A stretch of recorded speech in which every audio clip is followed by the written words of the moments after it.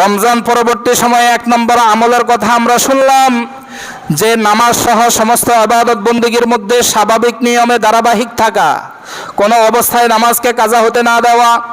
2 নম্বর ইবাদতের কথা আমরা বললাম, রমজান পরবর্তী সময়ের জন্য আমরা কোরআনকে যেভাবে পবিত্র রমজান মাসে আঁকড়ে ধরেছি, মহব্বত করেছি, কোরআনকে সময় দিয়েছি, ঠিক সেভাবে বাকি 11টা মাস কোরআনকে কিছু কিছু সময় দান করা।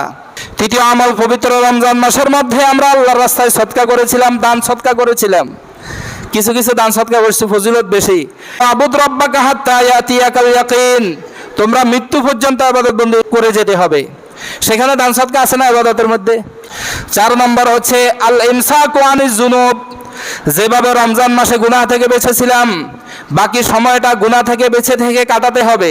গুনাহ থেকে বেঁচে থাকতে হলে সর্বপ্রথম সবচেয়ে মারাত্মক এবং সমস্ত গুনাহের মূল মিথ্যা ছেড়ে দিতে হবে আমাদেরকে। তাহলে 4টা আমলের কথা বললাম। 1 নম্বর আমল, আমলের ধারাবাহিকতা, ইবাদতের ধারাবাহিকতা রক্ষা করা।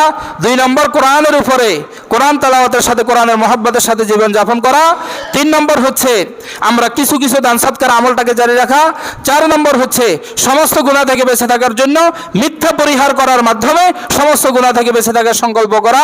5 নম্বর হচ্ছে এখন শাওয়াল মাস, শাওয়াল মাসে 6 রোজা। কয় রোজা? 6 রোজা। প্রত্যেক মাসে কয় রোজা বলেন? 3 রোজা। প্রত্যেক মাসে 13, 14, 15 আইয়ামে বীজের 3 রোজা। প্রতি সপ্তাহে 2 রোজা, সোমবার দিন, বৃহস্পতিবার দিন। আর প্রতি মাসে 3টা রোজা, 13 তারিখ, 14 তারিখ আরবি, 15 তারিখ আইয়ামে বীজের রোজা। আর শাওয়াল মাস যখন আসে তখন শাওয়াল মাসের এক্সট্রা সুন্নত হিসাবে কয় রোজা? 6 রোজা। শাওয়াল মাসের কয় রোজা? 6 রোজা। তাহলে এই মাসে রমজানের পরে রোজা আছে না নাই? প্রতি সপ্তাহে কয় রোজা করে? 2 রোজা করে। শাওয়াল মাসে এক্সট্রা কয় রোজা হলো? 6 রোজা। এখন এই 6টা রোজা যদি আমরা রাখি, আলহামদুলিল্লাহ মুরব্বীরা রাখার অভ্যাস আছে আগের থেকে, মা বোনেরা রাখার অভ্যাস আছে আগের থেকে, তাহলে আমরা এই 6টা রোজা ধারাবাহিকভাবেও রাখতে পারি। আবার এই 6টা রোজা আমরা যে কোনো সময়ে পুরো মাসের ভিতরে আমরা মিলাইয়া জুলাইয়া রাখতে পারি। একদিন রাখলাম, একদিন ভাঙলাম।